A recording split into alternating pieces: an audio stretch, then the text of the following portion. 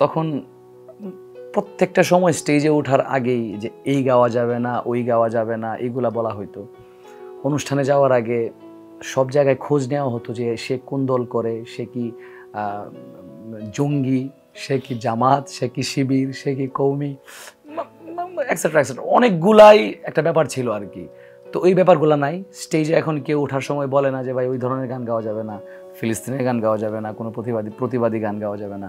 তো এই জিনিসগুলো একদম নাই বললেই চলে। তো ওই কথা বলার যে স্বাধীনতাটা বলছিলাম ওই দিন, আমি প্রথম থেকে ওইটা বলতেছিলাম যে ওই স্বাধীনতাটা মানে মুখ থেকে মানে কোনো একটা কিছু বের হবে সেটার জন্য কেউ পিছন থেকে টান দেওয়ার মতো লোক এখন আর নাই আর কি।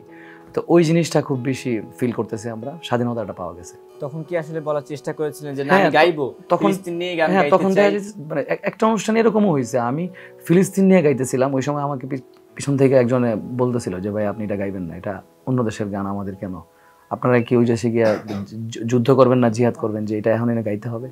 তো এরকম অনেকগুলো ছিল আর কি সিচুয়েশন হইতো। এখন আলহামদুলিল্লাহ ভালো, মানে সব ওই ভাইবটা এখন নাই, এখন সবাই স্বাধীনভাবে স্বাধীন চিত্তে গাইতে পারি।